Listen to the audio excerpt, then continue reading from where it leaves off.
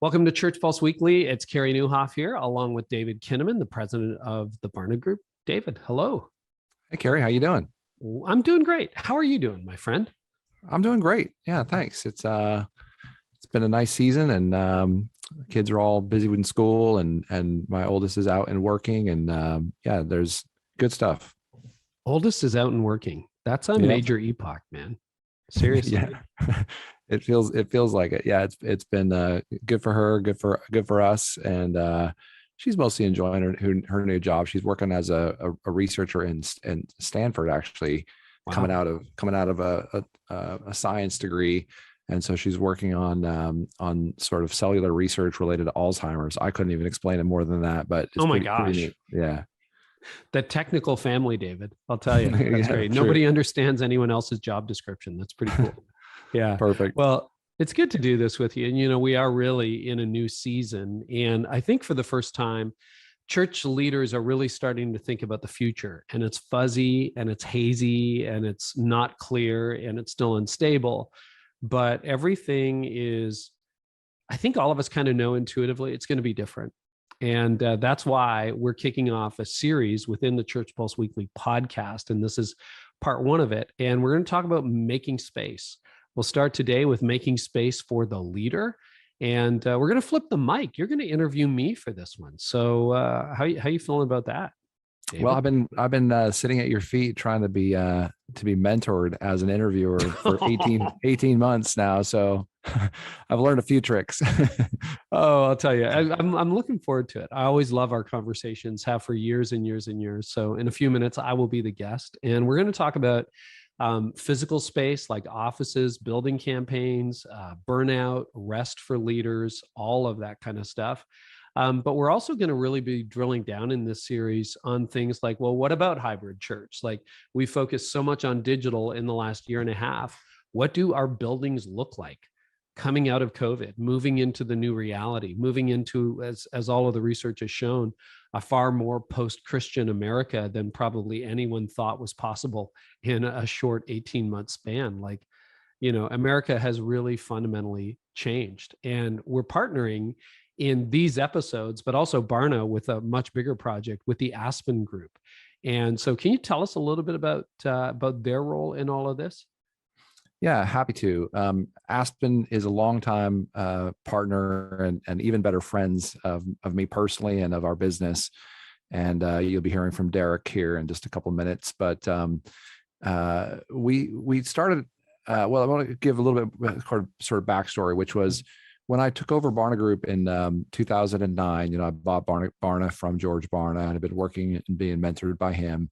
And we had a vision of doing, sort of the same things that the company had always done, but to try to do them in new and innovative ways. And so we started working on this sort of partnership with Aspen to be able to look at this idea of built spaces and millennials. And we did some innovative, like qualitative research, actually going physically to some different spaces and almost like touring old cathedrals and new kind of mega church environments. And we took both Christian young people and non-Christian young people, and then we would ask for their reactions. Super interesting stuff that we had not quite done before.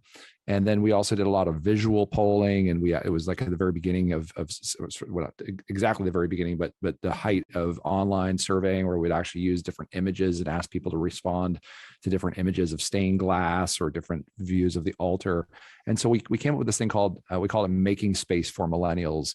And that became a report from Barna, which is really the prototype of what we've been doing the last 5 or 6 years in terms of these monographs and these reports. So our partnership with Aspen ended up becoming a real catalyst for the way Barna has worked in the last 3 to 5 years on sort of data journalism and colorful infographics. And we had some very talented data have now and had then very talented journalists and sort of video work. And so it was this kind of more holistic way of producing a research study rather than just like writing a book or doing a talk.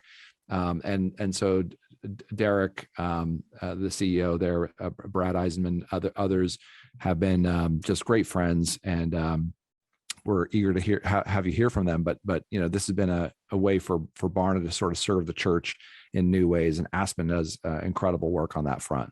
I remember that report when it came out, Making Space for Millennials. And I remember it just kind of echoing through the whole church, because that's where the whole like liturgical and stained glass and sort of the ancient future came about. You look at the work of John Mark Comer, whose interview here on this podcast really kind of took off for this podcast earlier, like I think a month or two ago, and how he's thinking about the future of the church. So I'm excited for this conversation because I'm not in the lead seat anymore, but if I was, I would be thinking about space very, very differently for the team, for people, how it shapes us theologically. So maybe with that in mind, why don't we invite Derek Degroot from Aspen Group onto ChurchPulse Weekly?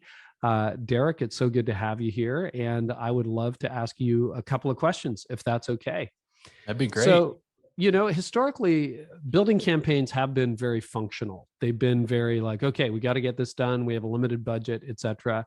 How do you think it would be helpful for church leaders to rethink space and making space as the future arrives? Yeah, well, one of the things that's apparent, I guess, in this newfound complexity of, especially post-COVID here, is that we're not looking at spaces just as a place to perform ministry program. And so as architects and designers that look at church spaces, we're not just saying, okay, what do you want to accomplish here? But rather, how does space impact the broader opportunity for ministry?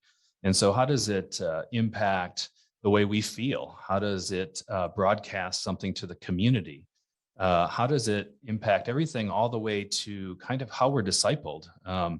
And so we're starting to look at or trying to communicate with churches that space is a golden opportunity as we rethink ministry to kind of just rethink the way we view space as the church. And I really think we're on the precipice of just a lot of change in how we view buildings in the evangelical world. Well, it's interesting, I would perceive that design has become a part of mainstream culture in the last 15 years. Everything from Pinterest to Instagram, to you think about how Apple elevated design in the world of tech, to Tesla elevating design when it comes to vehicles, and even local coffee shops and restaurants paying way more attention to decor than arguably 20 years ago. I mean, is that a thing, or is that just in my head? And how do you think that implicates churches? No, design thinking, I think in a general sense, has definitely taken over the landscape. And, as one of the things I think about often is something we don't think about as the church is just the impact of beauty, for instance. So there's an aesthetic version of design that's, just coming back into the conversation. But I think you're right in that people are thinking about the impact of design, but not able to maybe apply it to a broader system or something as big as the church. So we see it in our individual lives. We see the impact of design or aesthetics, but we don't know how to translate that to the church and to ministry specifically. Well, it's interesting because I read Eugene Peterson's biography by Win Collier this summer, and it was pretty clear from that and other sources that, even Peterson says your theology is shaped by space and place. Yes. Which is fascinating. So just clarify for those who may not be familiar with the Aspen Group, how exactly do you serve the church? Yeah, well, Aspen Group designs and builds church spaces. So our reason for existing, our mission is to create space for ministry impact. So to live into that kind of unique calling, we have diverse teams of architects, interior designers, developers, construction managers, a lot of the experts that don't play nice together to try to benefit the church to be more innovative together. And we're all united around a passion and commitment to serve the church by creating spaces that help churches live into their mission. That's super helpful. So I think leaders can take a lot of notes too. Maybe it's just a modest renovation you're thinking about or recalibrating space. I know tons of leaders built out studios in the last 18 months. So I think this is going to be a good mini series. David, any thoughts about the partnership with Derek and the folks at the Aspen Group? Well, I just remember I was thinking back in the last few minutes here that the very first in-person meeting we had with Aspen and the team, I'm a big Lego fan. And I've got my whole plans are to have an exit from Barna and just be a Lego influencer someday. And so that's my whole You heard it strategy. here first, guys. Just so Yeah. you know. So we'll see how that all works for me. But I do have my whole office decorated out with some of the cool architectural Legos and all the rest. And if I hadn't been a researcher, I would have been a pastor. And if I wasn't a pastor, I would have been an architect. So my friends at Aspen, they're just keeping a spot warm for me, I hope. But the very first in-person meeting, I literally was like, hey, these guys are architects. I think I'm going to bring my architectural Legos to the session. It was just up the hill from Ventura, our offices. And I set them all out. And I remember everyone was just sort of like, who is this absolute nutball who is got his PowerPoint slides and his Legos he brought from home. So anyway, we've had a long and fun history of working together. And the team at Aspen, as we said, is just a class act, cool folks, and really driven to this idea of, we make these buildings, and then our buildings make us. Something I've heard from Derek, and so it's cool stuff. Derek, as part of this 6-week series, as we're sort of kicking it off today, I know you guys at Aspen have a really great idea in terms of how to serve into church leaders. And again, we're talking making space for all sorts of things, making space for leaders, the places we work, how we as leaders work. That's really the subject of how I'll be talking to Carey here in a couple of minutes, as well as all sorts of things about discipleship and next gen, making space for these important themes, especially coming out of a disruptive time like the pandemic, and like how are we going to think about the built spaces and much more that goes with that. So what do you guys have in mind in terms of an offer for the ChurchPulse Weekly listeners? Yeah, well, for Pastor Appreciation Month this October, we're giving away copies of Carey's new book. So it's a limited offer. Anyone who visits our website at aspengroup.com/churchpulse can submit their information to receive a copy of At Your Best. Well, that's a cool. really cool offer. Thank you so much, Derek. You bet. And just one more time for listeners. So tell us where to go again. aspengroup.com/churchpulse. Sweet. And so you're giving away books and no strings attached. That's awesome. No strings and apparently attached. They're worth like $10,000 a copy or something. So this is a really big offer. This is really huge. Well, there's going to be a golden ticket in a few of them. No, there's not, but there should be. There should be. Yeah. And you can find out more if you're curious about what Aspen Group does and you want to get some ideas. You can not only get a copy of my new book there, but you can find out more by going to aspengroup.com/churchpulse. And that'll sort of be the home anchor page for everything we talk about over the next 6 weeks. Derek Degroot, thank you so much for joining us today. We appreciate it. Now, David, well, let's see what happens. You're going to interview me. All right, so the roles are reversed, and I get to sit in the interviewer seat and talk with my dear friend Carey Nieuwhof about all that he's learned. We've had the privilege of working now for more than 18 months on this podcast together, and man, I've learned a lot about interviewing. I'm sure I'll be able to put just a couple of those insights into practice today, but don't judge me too harshly. I learned a lot from you, man. You always ask great questions. It's like, I'm the talker. You're a little bit like Tony, my wife, she won't say a lot, but when she does, everybody just shuts up and listens. Oh, that's nice of you to say. Well, we've had the privilege of hosting this podcast and helping tens of thousands of leaders through this last 18 months. And sometimes we forget that, sort of your expertise and what you've been doing and trying to help leaders, on your podcast, helping leaders understand, leadership and how it works, and hearing from some of the very best leaders. You're a type of researcher too, aren't you? You listen, and I think you're such a great interviewer. So just quick refresher for those who haven't heard much about your background, but best-selling leadership author, speaker, podcaster, former attorney. You were a church leader in the Toronto area for many, many years. Your podcast, blog, and online content are accessed by leaders over 1.5 million times each month, which just means that your family is very active in accessing. Oh, my dad doesn't sleep. He's just clicking on everything I produce. It's crazy. It sounds about like my parents.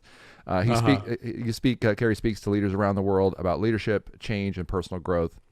Your two most recent books are Didn't See It Coming, and the most recent book, which we'll spend most of our time today talking about, is At Your Best: How to Get Time, Energy, and Priorities Working in Your Favor. So welcome to ChurchPulse Weekly, Carey. Oh, thanks. It's nice to be a guest. I often listen to this show, so I appreciate it a lot, David. Thank Well, you should recommend it to your friends. You should recommend it to your friends. I will. That's a good idea.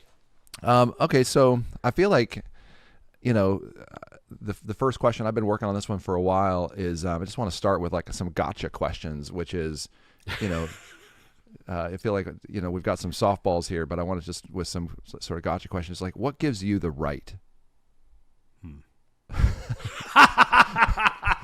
That's a great question. Yes, there are no rights, only privileges. Good. Perfect. Do I pass? All right.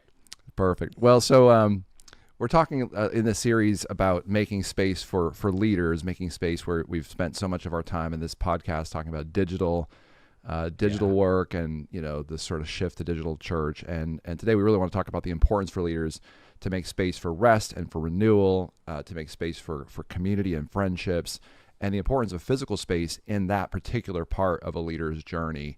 So let's start with this. Why is physical space so important for finding rest and connecting with people?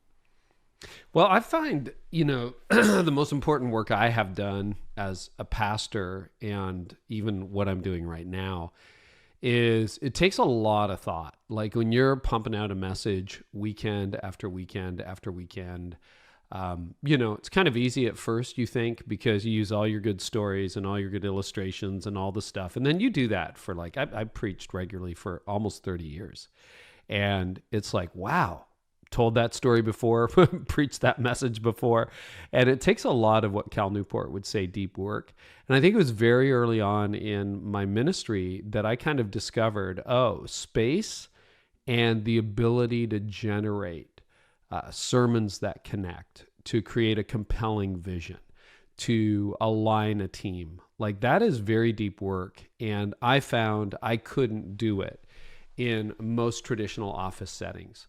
Even when I was in law, that year that I was in law, I would often squirrel away into a corner of the office, and eventually they gave me my own office. And I would close the door and just kind of, I got to focus. Like if I'm going to do well in court tomorrow, I've really got to pay attention. So early on, like when I was in my 20s, I was paying attention to space, and I've always been very impacted by that. So what it looked like when I started in ministry, the 3 churches that I was a part of were so small and had no budget, so they couldn't afford heat in the winter. And of course, I live in Canada, so that's a no-go as far as office space. And they didn't have office space because they were basically unchanged for the last 100 years, other than a couple of updates, and they ran power to them. But there was no viable office space, no air conditioning in the summer, no heating in the winter. So I worked out of my house. So I've been doing remote work since the 90s. And we didn't have a lot of money. You know what ministry pays when you first start out. So I carved out a corner in the basement with my IKEA desk from my high school years, which I took from my parents' house, and a little area rug and a chair and a computer and a dial-up internet connection. And that's where I started officing. And the only part that was good about that office was that I was away from the noise. And that allowed me to focus and start really working on the deep work that I think the work that we do in ministry requires. It seems to me like the pandemic has focused us on sort of personal space, at-home space, productive space. Yeah. Were there any specific ways you used the pandemic to sort of focus in on either productive space or personal space? I feel like we were kind of pandemic ready in that respect. As a church, Connexus, one of the last things I did as lead pastor was set up our broadcast location, and we overinvested in digital technology. But I had always been a 2 or 3 office person. So we built this right after, if you're watching by video or you've seen my videos, you'll notice I always seem to be in the same context. Well, that's simply my office. And I always had an office at home. For the last 5, 6, 7 years of being a lead pastor, I would work from home on a laptop, but I built myself as our kids got older and my oldest moved out. I reclaimed one of the bedrooms, and I'm like, oh yeah, now I actually have an office. And it was great. And then about 5 years ago, we retrofitted some of my basement. This is actually my basement. And we retrofitted it for my office as I sort of moved into a new era. So I was already used to this space. It was well equipped, hardwired internet connection.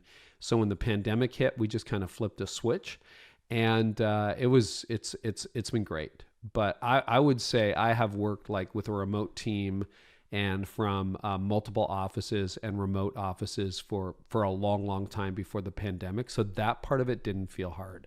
And I know a lot of other people have done what I did years ago, found a bedroom, found a corner of the house, found, added on or whatever. And it's like, well, now I have a home office. But yeah, this was part of the woodwork before that. So this isn't really like a design and, architecture and your expertise is related to leadership and coaching leaders, but what's one or two sort of things you've learned about you said you have multiple offices, like what's one or two or three things you've learned about how to best set up an office to be productive? I think the best space is the space that works for you as a leader. So that's not really a good theological principle. Hey, whatever works for you, that's great with me. But I think it's a really good space as far as, or a really good principle as far as designing your own space. So I would say, I would recommend that every leader find the space that gives them the least amount of distractions. There's evidence that if you get a single interruption, and let's say you're working on Sunday's message, because a lot of preachers listening to this show. So you're working on Sunday's message, that single knock at the door, that like text that distracted you, it can take as much as 25 minutes for you to refocus on your thinking. Cal Newport's written about this extensively. He talks about it, the hive mind, and we're multitasking and we're task switching. And that just doesn't work when you're actually trying to, do an exegesis of Ezekiel or trying to figure out what that has to say to the 21st century. So it can take 25 minutes for your mind to refocus. And I think, as we all know, David, like sometimes that idea you almost had, but you hadn't quite written down when you were interrupted, sometimes they don't come back. Like sometimes you're like, now where was I? And you're like, oh, I have no idea. And you don't get those ideas back. So I think distraction free is really important. Also fully realize not everybody has a luxury of having a house with an extra room or a church with a budget to do any decor. But a really good, relatively low budget hack is to find noise canceling headphones. So, Beats makes them, Bose makes them, Apple sort of makes them with these AirPods. But if you can just get a really good pair of headphones that kind of tunes out the world, you can listen to nothing sometimes. It does two things. Number one, it gets rid of the background noise. Number two, it really is a signal to people that you're busy. Because if you've got full over-ear headphones on, people are far less likely to disturb you. So if you're in that cubicle or your office is hoteling or you're working in a coffee shop, that'll help. I've never been able to work in coffee shops. I have friends who can do that. I am not able to do that. I just can't focus. I'm too ADD. So my offices, I used to have one at the church when I was on staff at the church, and then one here at home. But even now, I'll shift 4 or 5 times a day into different places: the front porch, the back porch, the fire pit. We built a pavilion out last year. This past summer, I should say, or here in the office where I'm kind of bunkered down for the winter, and just focus on what aesthetic is productive for you. And the more I talk to leaders, the more I realize a lot of us are really impacted by environment more than we think. Yeah. Like, look at you. You got a beautiful office. Yeah. And I remember when you moved into those offices, you're like, Carey, you got to see this space that we landed in Ventura. It's amazing. But there is some kind of connection between physical space and creativity and physical space and productivity. What do you think is most often wrong with physical space and productivity, or physical space and sort of being goal oriented, or the work that needs to get done? What's wrong with physical spaces? I think when you look at most church design, someone with a really good design aesthetic never got a hold of the blueprints or the final picture. So you think about stereotypical church space, often cost is an issue. You end up with fluorescent lights that buzz, or some kind of inferior lighting, or not very optimal lighting. People don't think about paint color. I've always thought about it this way, and I'm not like a design person. There's a lot of people listening to this who could like design amazing space. I can't design it. I just appreciate it when it's well designed. And paint is the same color. It's the same cost, whether you pick a gross color or an amazing color.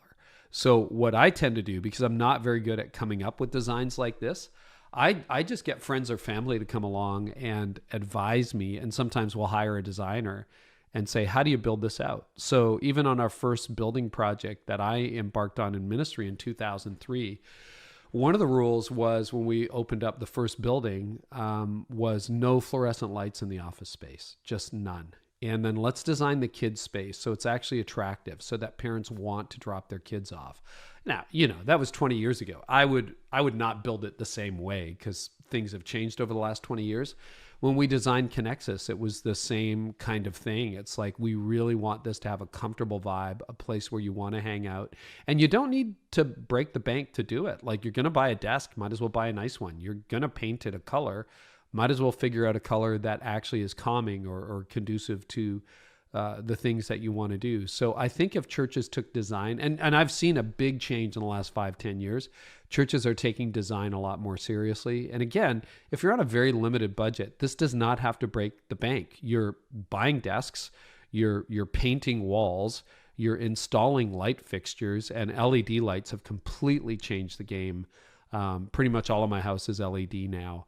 And I mean, you can change the color on them, you can change the hue on them, you can change the dimming level on them. And it's a little bit more money up front than incandescent light, but it's going to save you a boatload of money down the road. Speaking of more money up front, one of my life lessons was when we remodeled our house. We bought a house here in Ventura in 97. And then after, it was just a tract home built in the 80s.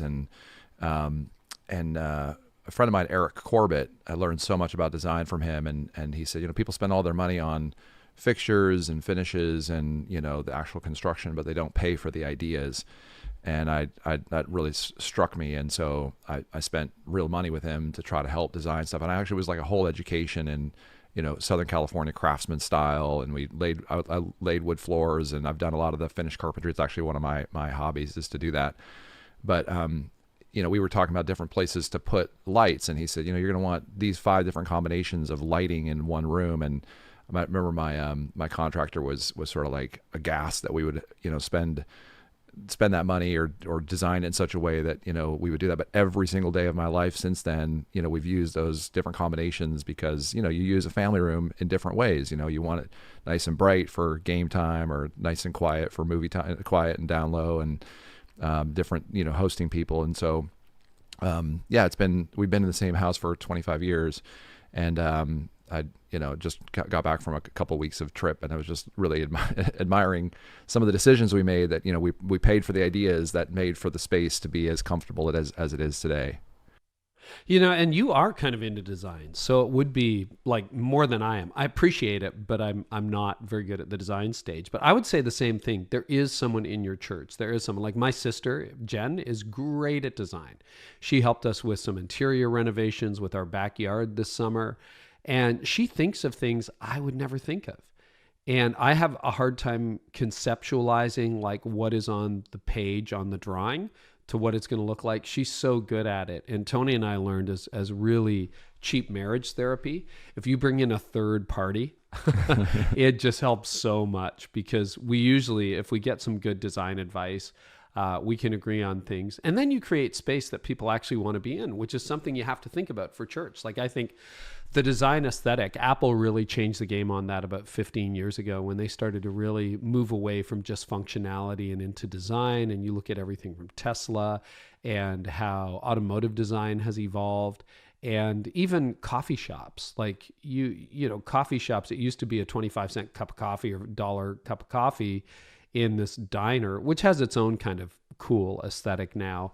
But, if you're opening a coffee shop and you're charging $5 for your pour over, then you're going to have a really nice aesthetic. Restaurants are the same thing. And I think people under 40 really expect that. So if you're moving into a church and it's green carpeting and pink pews and dusty rose walls, people are kind of like, what era? Like, I always think churches have a year to them. You walk into a church, it's like, smells like 2012, or this smells like 2001, or wow, here come the 90s, they're back.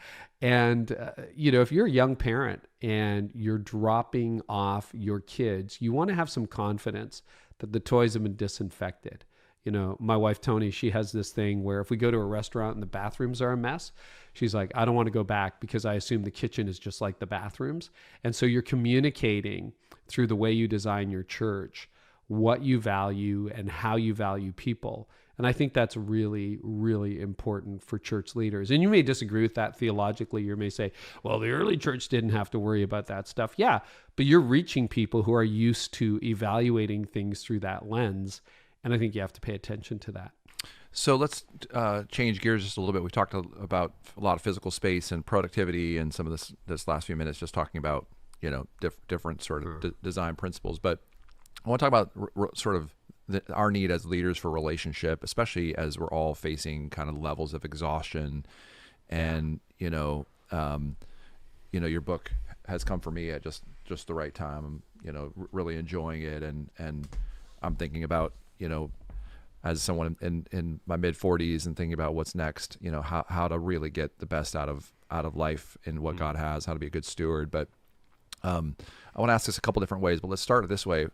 What for you was sort of behind the book? Like, what was the first moment you had this idea of, I need to write this book at your best? What sort of went into that decision to, book writing is such a Herculean effort. What went into that decision for you, and what do you hope leaders can take away from it? Well, let me give Mark Batterson some credit, because I think in 2015, I spoke to his staff in DC, and it was a good event. And I introduced some of the principles that eventually would morph 1,000 times over into what became At Your Best. And Mark pulled me aside when I was literally walking back to my seat after delivering the talk. And he's like, Carey, that's amazing. That has to be in a book. And what I shared that day for the first time in DC were some of the principles that I had used to rebuild my life over the previous 9 years after my episode of burnout in 2006.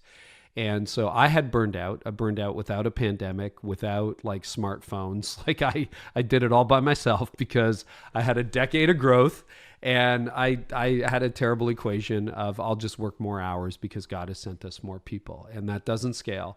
So my body kind of quit, and I went into a season of burnout.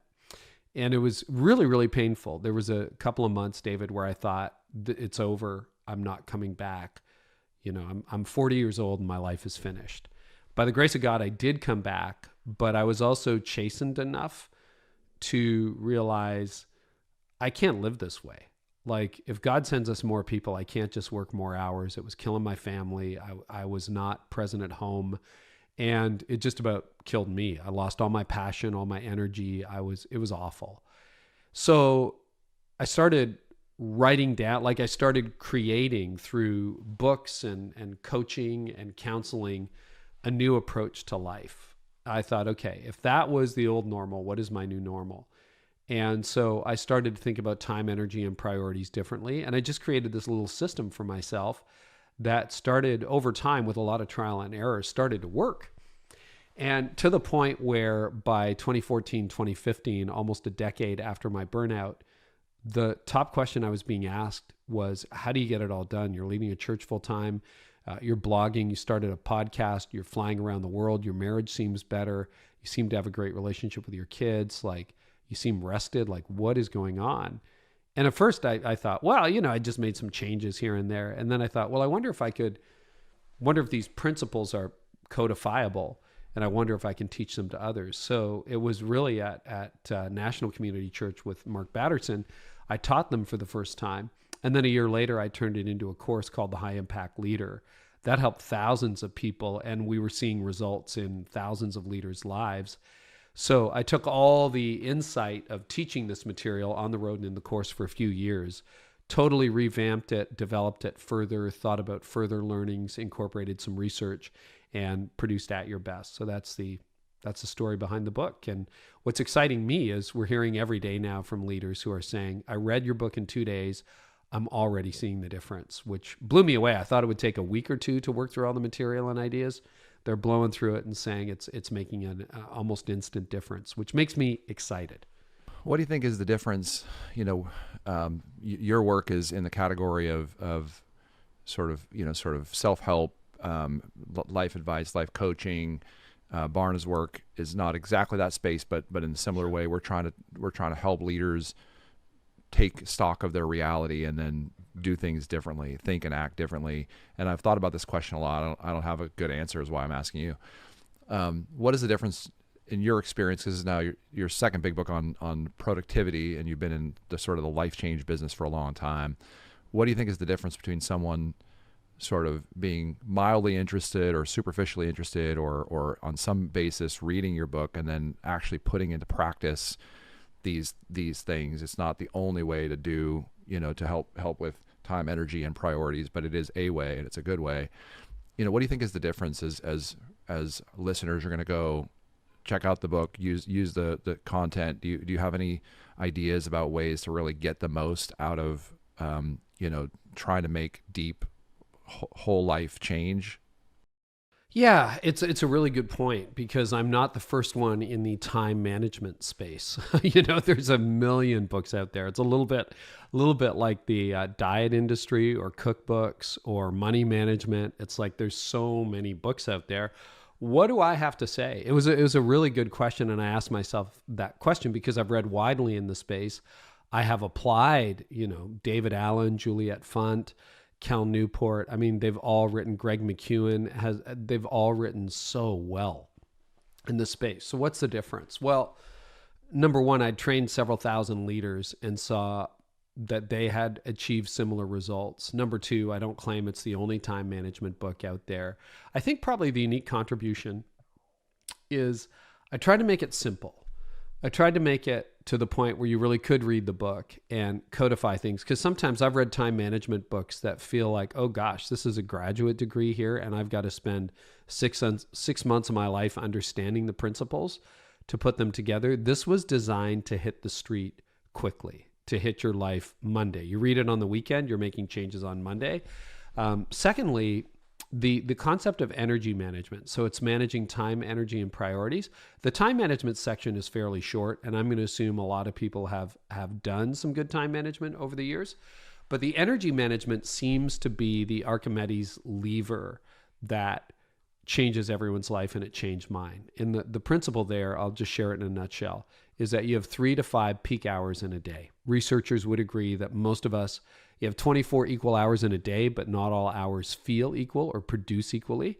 So I'm a morning person. By 4 o'clock in the afternoon, I have 3 brain cells left. And most people can point to, like for you, do you have 1 or 2 hours in the afternoon or evening or morning where you're just like, kill me now, it's over. Like I can't think anymore. Yeah. What would your time be? Because it's pretty predictable for most people. My peak hours are about from 10:37 to about 10:43. So you have 3 to 6 minutes of peak hours a day. Yeah. No, I think I'm at my best in the mornings for a few hours, and I also have a really good run, I think, in the afternoons as well. Yeah. It depends a little on the day or the time zone I'm in, et cetera. But I also have, I found actually in my early career, and I sort of paid the piper for this later, but I really enjoyed working from like 10 p.m. till about 1 a.m. And, it wasn't really super sustainable, but I'm a night owl enough to, like, I wrote so much and learned so much and did just a ton of work and original thinking because it was nice and quiet for me. Exactly. So yeah, it's, I've always tried to be a morning person, like an early morning person. My string is about 4 days in a row where I got up early and I was like, this is a new me. And then by day 5, it was just, why am I trying to change my actual body clock? But I've always been a night owl. See, and that's a really good point. You're a night owl. I'm not a night owl. Like after 9 o'clock at night, I'm struggling to keep my eyes open. And 4 to 6 in the afternoon is sort of the witching hour for me. That's where I really struggle. But I'm great at like until about 11 a.m. most days. That's my peak productivity. And my quiet comes from 5 a.m. until about 8 a.m. when the rest of the world is still slowly waking up and not texting, messaging people. And so that's the key. The key here is it doesn't matter when your time is. You only have a few peak productive hours in a day. Most of us spend them unthinkingly. I used to be, even though I'm a morning person, I used to give most of my mornings away in breakfast meetings. And then I realized that breakfast meetings don't help you get your sermon written. Breakfast meetings don't help you get your vision mapped out for the next little while. Breakfast meetings don't give you the time that you need to solve the biggest problems that you're facing as an organization. So I started canceling breakfast meetings and started using that time in the morning to solve the biggest problems, write the content that needed to be written. And that's when I saw exponential results in terms of my productivity and also my effectiveness, because there is some correlation. It's not a total correlation, but if you preach better, your church will go better. If you are clear on the vision and your team is aligned, things are going to go better. Or even if you're trying to solve a stewardship issue, which is not the issue facing most churches right now, but you're like, okay, we need a whole new strategy for donor development. That will take 2 or 3 hours of brainstorming. And for me, morning might be a really good time to think creatively around it. For you, it might be 11 p.m. at night. But if you squander those hours, that is when you don't have any return on investment. And you go home every day at 5 o'clock, 6 o'clock, and your biggest work is unresolved. It's undone. So you're thinking about it at dinner. You go to bed going, I got to get that done. I got to get that done. And you live that way day after day after day. It leaves you overwhelmed and overcommitted and overworked. So connect that back. You just said that it's not just time management, although you said it's energy management. And we've talked a lot about sort of time of day. Just for me and our listeners, like, what is the energy management part of that equation? So the energy management part of that is stewarding those peak hours. So I encourage everyone to divide their day into 3 zones: green, yellow, and red. Green being those peak hours where you're really at your best, ideas are flowing.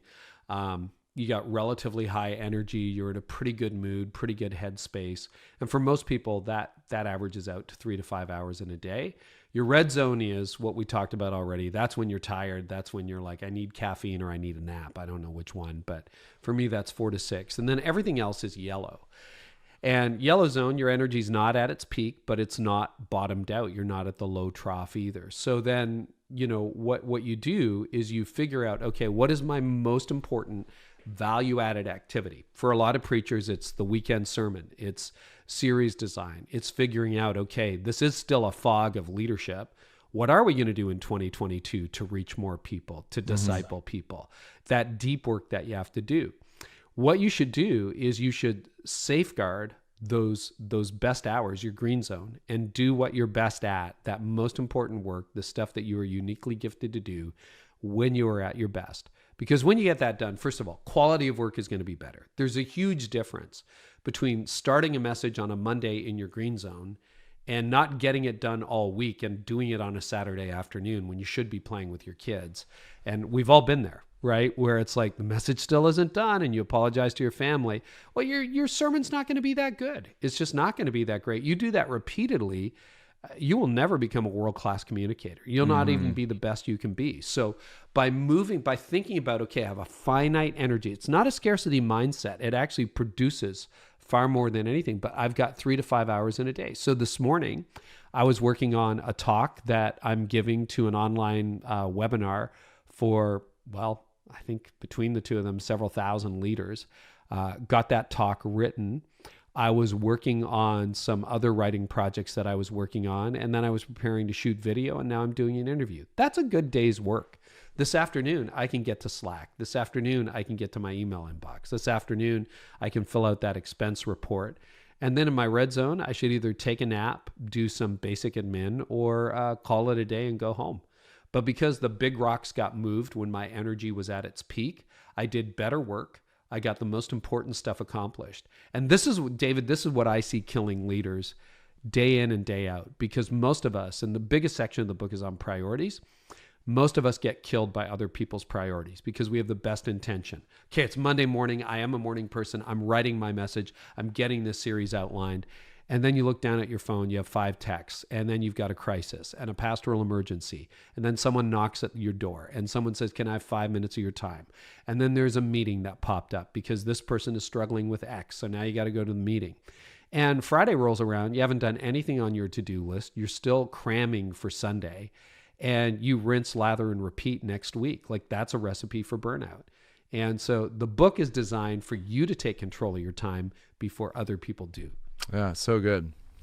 So good. I'm hoping leaders are just leaning in and just thinking and imagining what that kind of set of priorities might look like.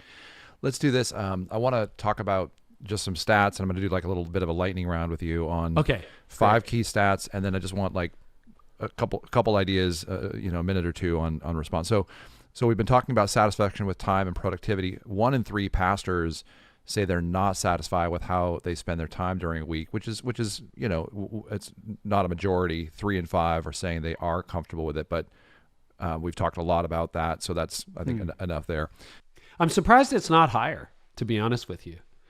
But most of the people I talk to are really struggling with their time. So, but even so, you may have a rhythm that works, but is it your ideal rhythm? Are you really like, if you're not seeing impact in your ministry, could a small adjustment in how you spend your time and energy and how you deal with priorities, other people's priorities, namely, make a difference? That would be the question I would ask. Yeah, good. We've talked about this stat a lot, but let's repeat it here and get your reaction since you're in the hot seat today. 29% of pastors, according to our most recent data earlier this year, said they'd given real serious consideration to quitting being in full-time ministry within the last year. I empathize. I get it. I almost quit a bunch of times too, and I didn't leave. I didn't quit. I set up a succession plan and moved out. So I get it. And I guess my question would be, here's my question. Would moving to a different job solve your problems? Because the challenge is, first of all, you could be running away from your calling. Secondly, you bring you wherever you go. And if you haven't figured out how to stop other people from hijacking your priorities, if you're not managing your energy and your time well, are you just setting yourself up to fail in a whole new setting? Why not stay there? Try to master some principles, get healthy. And first of all, you're probably going to enjoy your job more. Secondly, if you're in a healthy place, you'll be in a much better position to see whether this is indeed a longer calling on your life. Like, don't quit on a bad day, quit on a good day. So get yourself to a good day first. And then with wise counsel, a lot of prayer, a lot of consideration, make some better decisions about your future rather than quitting and hoping that everything somehow is going to magically be better in the future, because it probably won't be.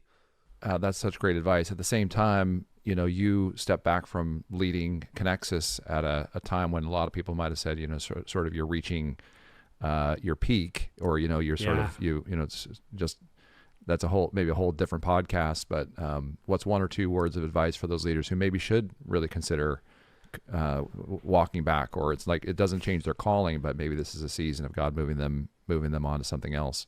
Yeah, to a different assignment. No, I get that. And so, first of all, it wasn't a bad day. It was a great day.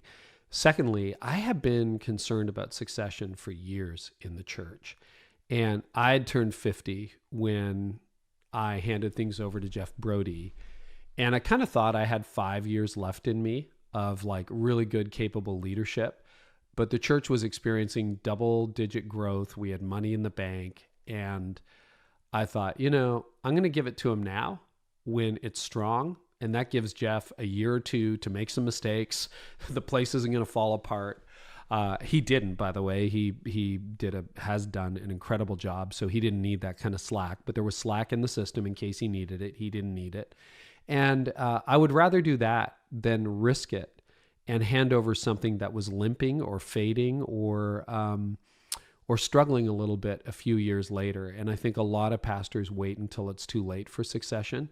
So that was the number one comment I got about leaving when I did 6 years ago is, my gosh, it's just really at its peak. And it's like, yep, quit while you're ahead. Don't, hand over something strong to the next generation, not something anemic. Yeah. Such good advice. All right. We got a few more stats to hit, and then I've got a few more questions I want to ask you, but sure. Let's talk about relationships. 3 in 5 pastors said they frequently or sometimes feel lonely. Yeah. I get it. I get lonely too sometimes. So do you feel more lonely or less lonely since you've left sort of full-time pastoral ministry?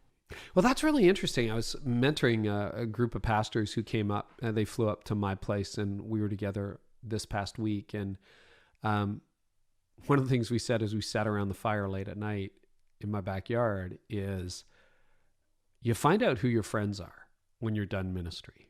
And, you know, Tony and I always have this thing. It's like, are they really our friends, or are they just my friends because I'm their pastor? And you'll be shocked to discover that you have a few friends, but most people are just there because you hold a title, you hold a position. And so fortunately, we have some really, really good friendships. But honestly, that's an area I'm working on, David, because I know a million people and I have a few close friendships, but I could probably use one or two more. So I'm working on that right now with a counselor and some really good friends, and trying to carve some deeper pathways in that field in our lives. So we're not bereft of friendship, but my buddy Frank and I have told the story a few times, but he lives in Atlanta and we've been texting each other every day for 18 months, just a quick check-in every morning, because at the beginning of the pandemic, we both felt very lonely, being cut off of our, regular things. But don't confuse followers and attenders with friends. Friends are people who know you inside and out and who you spend regular time with. So yeah, I identify, and you don't need to be lonely, but it is work.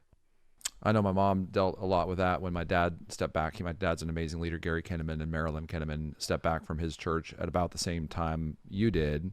He was maybe a few years older, but he sort of left, at a good time for that church, and didn't hang on too long. But my mom especially dealt with a lot of that kind of questions of identity and people that apparently weren't her friends like she thought they were her friends once she was not the senior pastor's wife anymore. So interesting dynamics there. I'll share one more thought on that. I think it was John Ortberg, or either John Ortberg channeling Dallas Willard, who said, intimacy is shared experience. And one of the things Tony and I have focused on, back to the physical space where we started, is creating the kinds of environments that people feel comfortable in.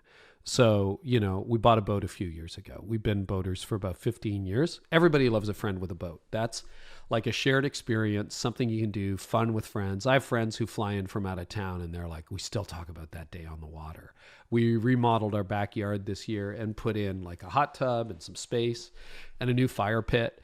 And now hosting groups for the last few months here, it's been incredible because the space does what it's supposed to do. And people feel very special. They want to hang out. They want to linger.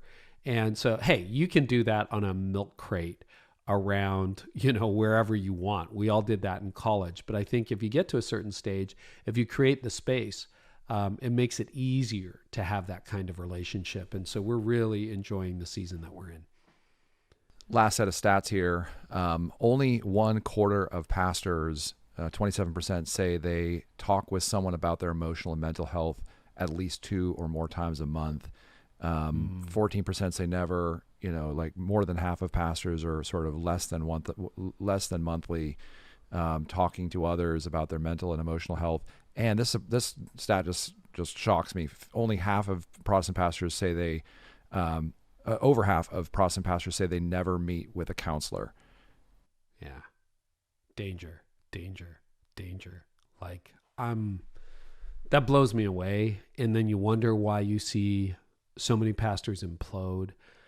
I would say the conversation about my emotional, spiritual, and relational health is pretty much daily with people close to me. And with a counselor. I see a counselor semi-regularly, sometimes for checkups, sometimes for live issues. It's just, you can't do this alone. And I think we live in an era where human relationships are going through a difficult transition, and we're more connected than we used to be, but we're less connected than we used to be. So we're more connected digitally, but we're terribly lonely people. And I think those are the conditions in which terrible stories happen and sad stories happen. I think that is the pathway to some kind of moral failure. I think that can be the pathway. Maybe there's no moral failure, but you just kind of collapse inside and you go, you know what, I'm done. And you didn't need to be done. So I'd really be careful about those tendencies. What's your vision for leaders generally and for pastors in the next 24 months? What brings you hope, and how would you encourage listeners today? I want them to find, and this is why I wrote At Your Best, I want them to find a sustainable pace. Like, ask yourself, could you, if you had to keep this pace going for the next 2 years, could you do it?